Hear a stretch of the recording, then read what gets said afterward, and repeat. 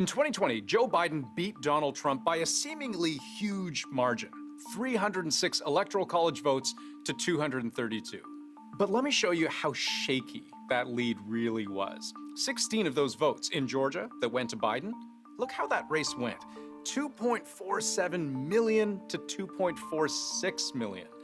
That's a difference of just 11,779 votes. Meaning, if half that number, 5,890 people, switched from Biden to Trump, all 16 of those Electoral College votes would have gone to Trump as well. And this gets crazier. Arizona was similar, razor-thin margins.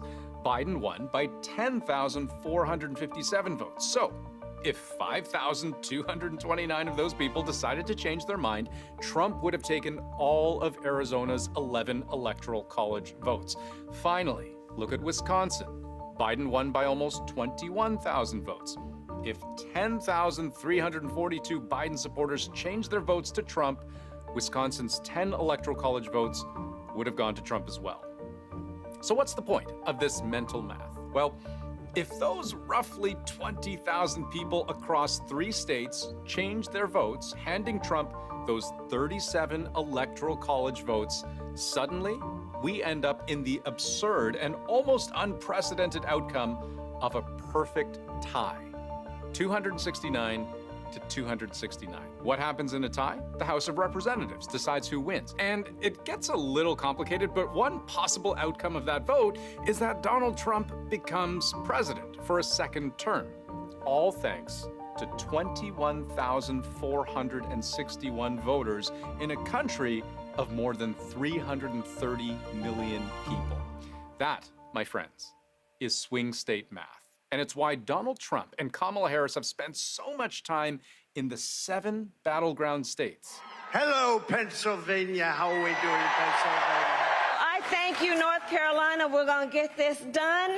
That could determine the outcome of the election this November. So let's get really specific about how pollsters predict which states will be key battlegrounds. Here's a map of the US. Most of these states have clear enough voting patterns that it would be a surprise if they stepped wildly out of line. Like with California. The joke is that Democrats could run a cardboard cutout there and still probably win. In all, they likely start with 226 Electoral College votes in the bag. That's not far off from the 270 needed to win. But on the other side, a huge swath of the country, this Republican belt, is solidly red.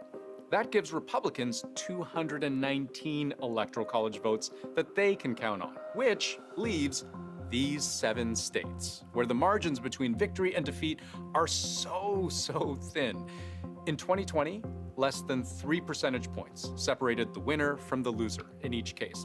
And each outcome was a major show-stopping headline.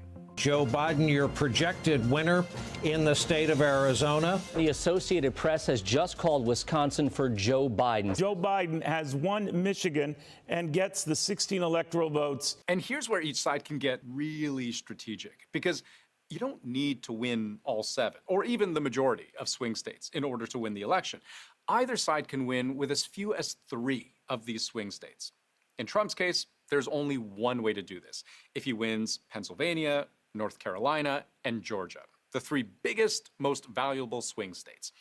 If he doesn't win exactly those 3 states, he'll need at least 4 of the swing states to snatch back the presidency, or else he'll need to generate another surprise elsewhere on the map. Meanwhile, there are several combinations of 3-state victories that give Harris the win. But that's just a mathematical look at the swing state paths to victory.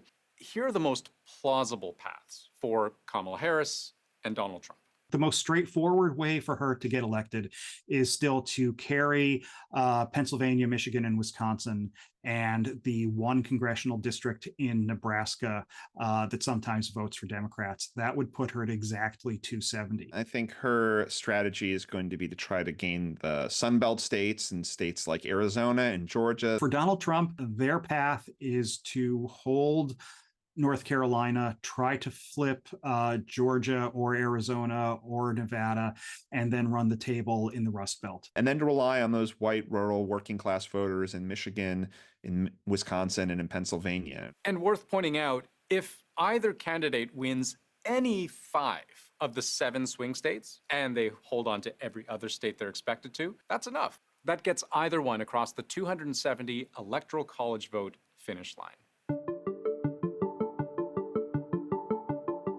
So easy, right? You just have to win somewhere between 3 and 5 of the swing states, hold the other 20 or so states that everyone just expects you to hold on to, and you're golden. Well, each swing state is different. Different issues, different geography, different voters. Pennsylvania is a great example of that. It's where Harris began a 5-day battleground tour, announcing Tim Walz as her vice president. Good evening, Philadelphia! Just about every major news organization has put Pennsylvania in must-win territory. It's the most valuable of the battleground states, worth 19 electoral college votes. There is just going to be an enormous amount of campaign activity taking place in Pennsylvania. Whoever carries Pennsylvania is very likely to be the next president. And it's a big part of why Trump won in 2016. He cracked Pennsylvania, along with Wisconsin and Michigan, part of this impenetrable blue wall of states that have been reliably Democrat for decades. Biden took all 3 states back in 2020, but keep in mind, he's also from there. Biden drew often on his Pennsylvania upbringing while he was campaigning. Scranton's not my home because of the memories it gave me, it's because of the values it instilled in me. But Harris doesn't have that same edge, and polling suggests she's weak with working class men. Striking the right balance, winning over voters in big cities and rural areas alike will be key in the Keystone State. It's an unusual state because it's so large that it has very distinct regions with very distinct political cultures. It's a state that shows a little bit of everything in the United States and reflects a lot of the sharp divisions that we have. In Wisconsin, once upon a time, this was shaping up to be a battle for 3. And it still might be. Robert F. Kennedy Jr. had fought to get his name on the ballot in this state, and he succeeded. Problem is, he's since thrown his support behind Donald Trump, and this is one state where he now can't seem to get his name off the ballot, which could be confusing for voters. Michigan and North Carolina, he has managed to pull out.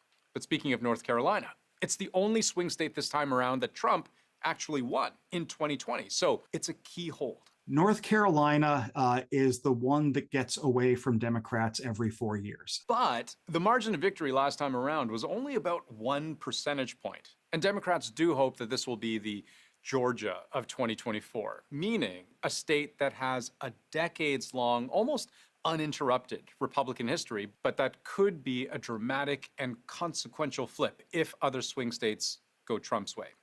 If we win the state of Nevada, it's over for them. Nevada had a sluggish post-COVID recovery and has among the worst unemployment rates in the country. Michigan has the country's largest proportion of Arab Americans, a demographic whose support of Biden took a hit as the U.S. stood steadfastly by its ally, Israel, during the ongoing war in Gaza. In Georgia, Black voters make up roughly 1/3 of the state's population, easily the biggest Black voting bloc in any of the 7 battleground states. Black voters are among the most loyally Democratic voters in American politics. And a lot of the growth of the city of Atlanta has been amongst Black voters. And Arizona, the Grand Canyon state. Trump has a big advantage here. Arizona is a border state, which means it feels the effects of immigration firsthand. Trump has repeatedly attacked Harris over the country's illegal immigration crisis. And he's vowed to carry out the largest deportation operation in American history.